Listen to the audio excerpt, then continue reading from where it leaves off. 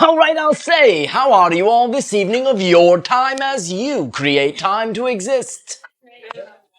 Thank you very much. Are you all there? Yes. Well, all right.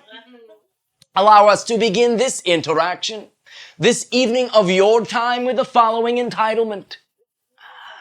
Habits and choices. The idea is this. You have defined very creatively within your society the idea you label habit.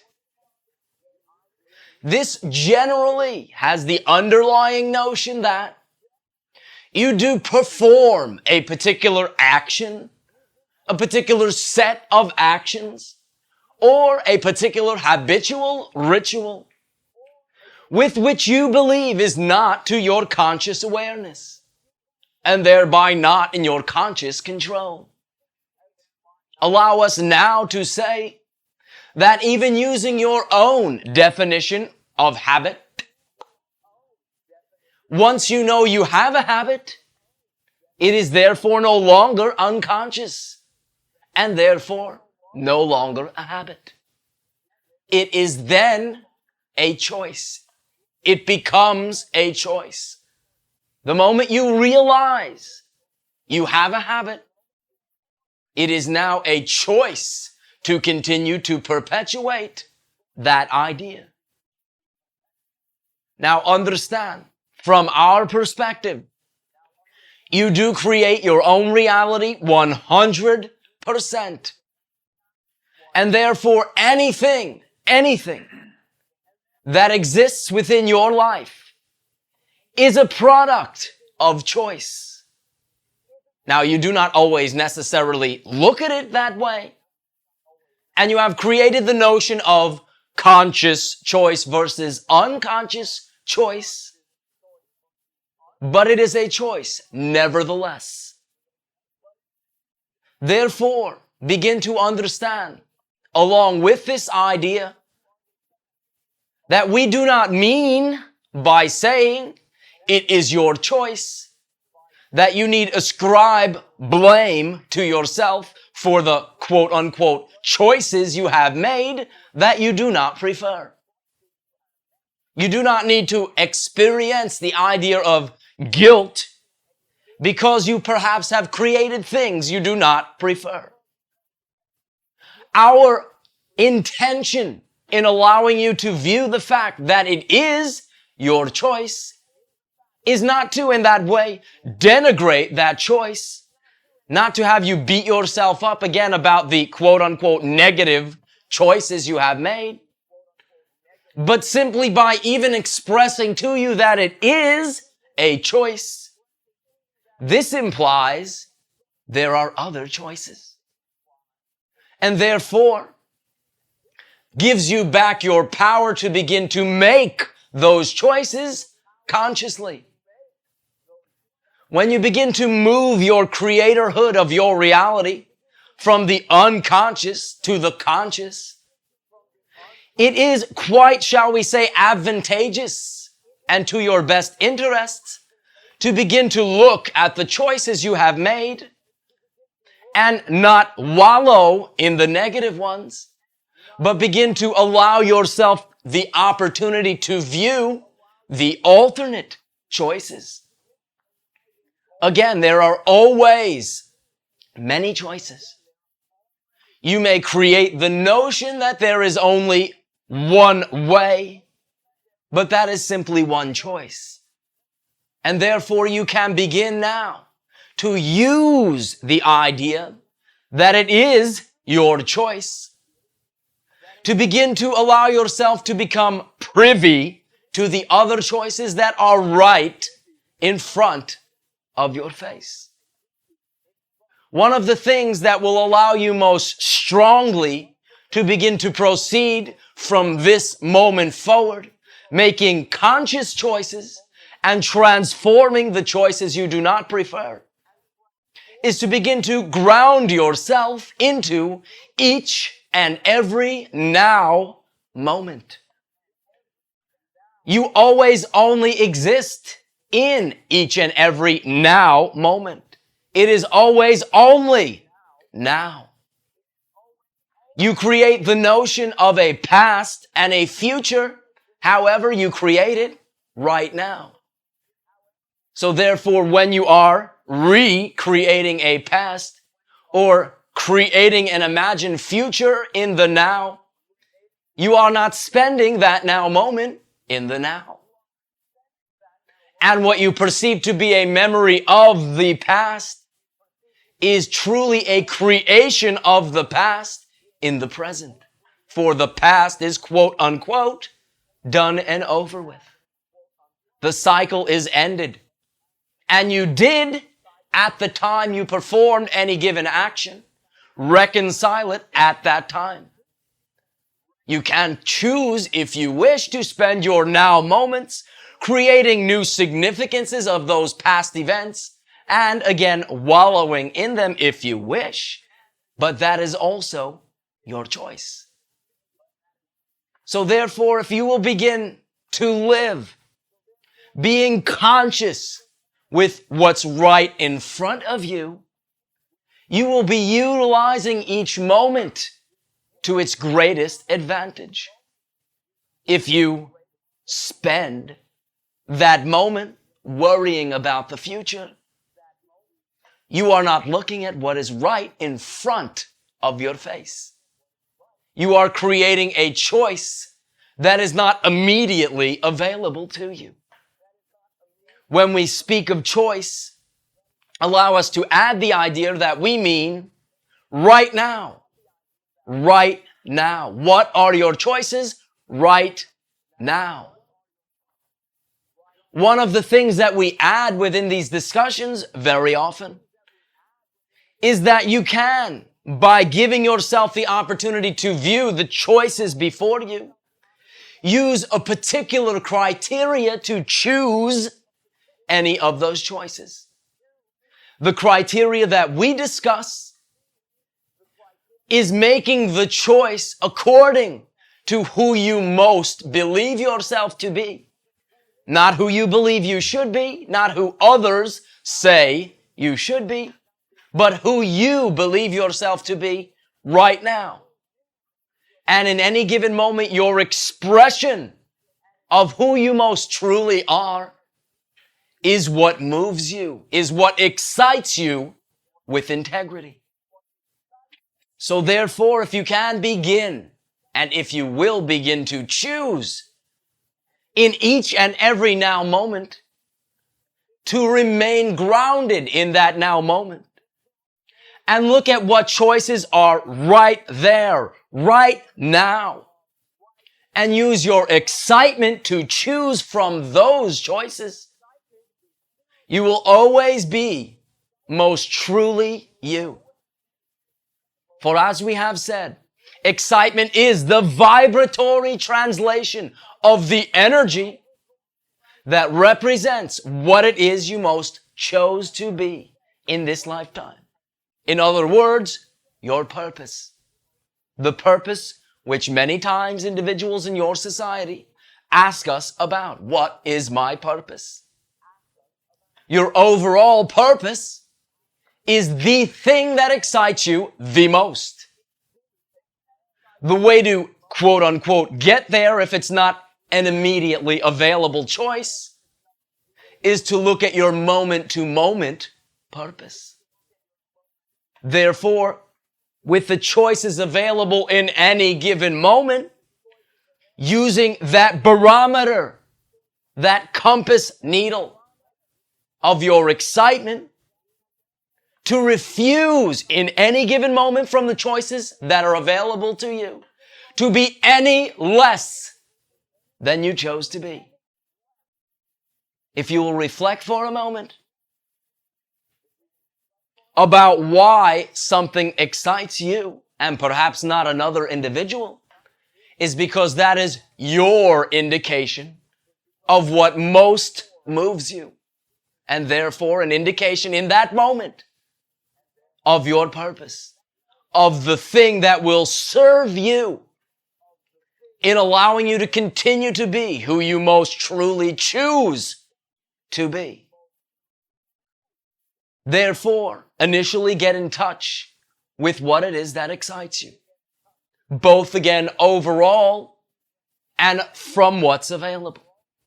When you begin using that criteria again with integrity to choose your actions, your life will change.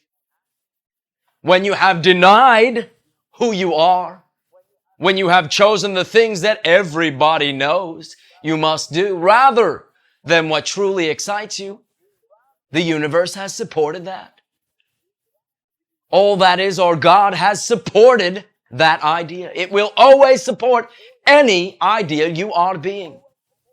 Any idea you most truly believe yourself to be is supported by the universe.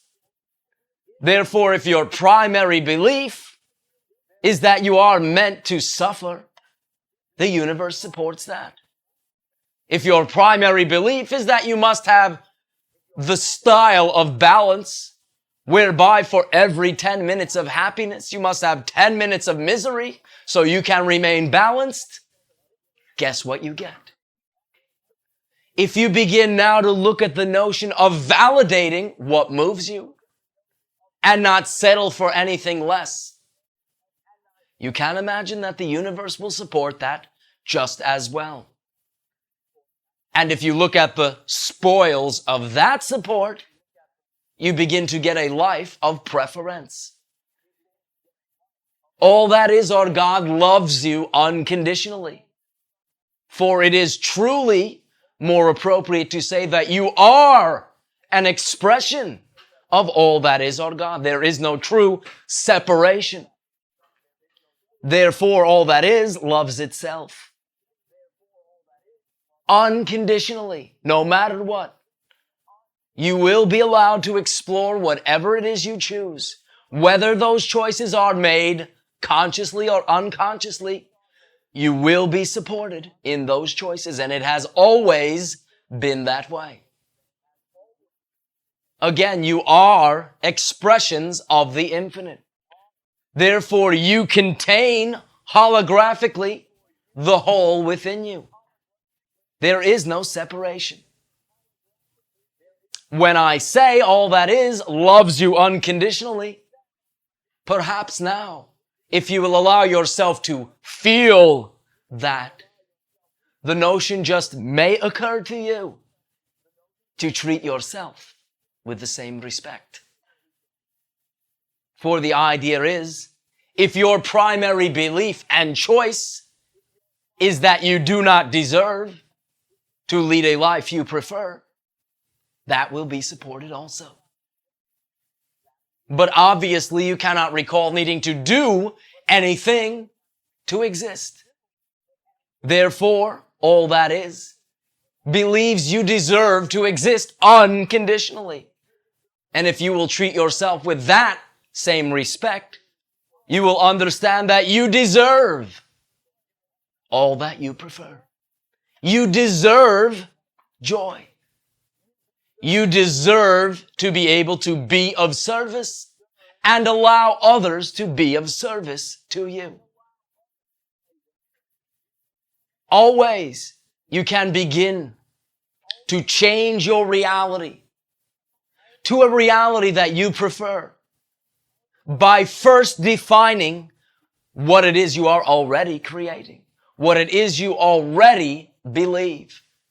You cannot change any belief until you first own it. And very often, again, in your society, individuals, when realizing that they may have a belief they do not prefer to have, do not acknowledge that belief. Do not admit to themselves, let themselves in on that belief. So therefore, first, look around you. Understand the reality you have created is a product of your beliefs. If there are things within it you do not prefer, what must you believe in order to have created that? Acknowledge it. Admit it. Own it. Then and only then can you change it. If you deny what you believe, you no longer have the access to change it. You lock it in But when you are willing to acknowledge it, you can then change it. When you believe something, you act as though you believe it. Therefore, you get that reality. This is a physical world. Actions are the ultimate physical manifestations of your beliefs, emotions, and thoughts. Therefore, you can use this notion to your advantage. Once you acknowledge that you have a particular belief you do not prefer and have owned it, you can then phrase, determine, define your new preferred belief. State it aloud. Feel what you would feel if that were true. And then simply do what you already do with your unpreferred beliefs. Act that way. Individuals from time to time will say, well, I'm deluding myself. I'm simply acting that way. I don't believe it. But the idea is the thing you do not prefer, that you believe you are acting that way. If you believe that has more power than your preferred belief, you have nailed down another limiting belief. And you can change that. For all beliefs are true for those that believe them. All belief systems bring along with them a self-perpetuating, self-sustaining system of logic. And therefore, when you truly believe something, feel it and act that way, you get that reality. And in that sense, truly believing is seeing and not the other way around. When you change the belief, feel the new belief and act that way, you will see the change. By instilling the new belief system, you get that reality. You get that self-sustaining, self-perpetuating system of logic. And the bottom line is, it is that simple. Complexity, the need to have it be complicated, is a belief. We are not saying reality is not rich in complexity and diversity, no. We are saying the mechanisms to create consciously are quite simple. They may bring along with them complexities, but not in the doing, not in the application. So if you believe that the only way you will validate a change in your reality is to have a long, complicated process, own that. Because you cannot change that until you will own that also. Therefore, everything becomes quite malleable. When again you acknowledge you have made a particular choice, you do not need to berate yourself for that choice. You can revel at the realization that one moment, if this is a choice, I must have other choices. And begin to look around in the now moment at what's right in front of you. That is the only place you can act from. Right now, from what's right in front of you. All excitement is an expression of who it is you chose to be. And though a particular exciting thing in a particular moment may seem to have nothing to do with your overall excitement, it does by definition. For it is all one expression of who you are. You create a particular focus whereby you cannot see, quote unquote, the overall picture. Therefore, it is not always that obvious in every moment that a particular excitement will lead you to the overall excitement. But when you begin to trust in that mechanism, the same way you have been trusting in the adverse, you will begin to see that change and the validation of what I am saying. I can never prove to any of you anything that I am saying. But I can, and individuals in your society like this idea, guarantee 100% that you can prove it to yourself. For it will always boil down to your reality, your beliefs, your emotions, your thoughts, and ultimately your actions. So do not allow yourself to create the belief that anything is more powerful than you. For if you do, you will experience that, but you are still creating it. And that falls into the category of doing so unconsciously. Make it conscious. Make some choices. Decide what you prefer. Decide what excites you. Consciously command yourself to not settle for less, as you have done. Anything that has creeped into your reality that you do not prefer has been from that older thinking. Allow yourself to use all the creations you have already created by recognizing that you have created them. They are choices. If you look at something which you used to believe was inflicted upon you as a choice, rather than simply seeing the negative seeming aspects of it, you will begin to allow yourself to see how it serves you. Everything is neutral, and the meaning you assign it will determine the effect you get out. If you determine it is very negative, extraneous, I did not create it, you will experience that reality. I need not tell you this. But if you will begin to say that I have created it, therefore, although it seems most obvious what is negative about it, I will now play a little game and see, how does it serve me? It's obvious what is negative, but how does it serve me? This has not been an approach that you have been taught upon your planet. But by allowing the creations you already have manifested to be of service to you, they transform. Everything you have created is a symbol of an idea you are communicating to yourself. Once you allow any symbol to deliver the message you created it to, it transforms. When you deny it, it seems to repeat because it keeps knocking at the door and you are not answering. You can answer. You can begin to look at what you perceive to be negative from the perspective of rather than, why is this happening to me? How is this of service to me exactly as it is? That is acknowledgement of choice. If you made a choice, you would look to see why you have made the choice. If you do not think you have made a choice, you will believe things have creeped in there and can get you.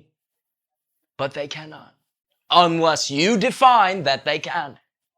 For all that is will support anything. That is unconditional love. Your ability to choose anything. We communicate to you with the simple suggestion that you can establish your preference. You can acknowledge your choices. You can glean the positive reason that any choice is there to present. You can allow everything to be of service to you. And when you will begin to do this, they will transform. Just as when you didn't, they hung around. When you will begin from this moment forward to make conscious choices, you will not create any more quote unquote momentum that brings these seeming negative things. You will begin to create preference. You will begin to grant yourself the ultimate validity. And it is that simple. So therefore, when you say, I have a habit, you have made it conscious. And you can now recognize and use as an excuse that it is a habit. You can consciously choose to keep creating it, or you can look at what's right in front of you, see what other choices are available, and use your excitement with integrity to choose. Therefore, our choice of many is to share with many, but also your society. Our choice is to reflect to you what you already know. For you can only perceive something if you first contain it. If you like what I am saying, if it strikes a chord within you, by definition, you already contain those notes. Therefore, I am an elaborate mirror system and glad to perform that function, but will always remind you, you are the originating source of light. Therefore, allow me to thank you for sharing with me my choice to reflect, interact, and share with members of your society. It is my excitement to do so. It is what moves me to be able to share in this way. Perhaps someday, within 7 to 15 of your years, we can meet face to face. But that is not important, and that is not the point.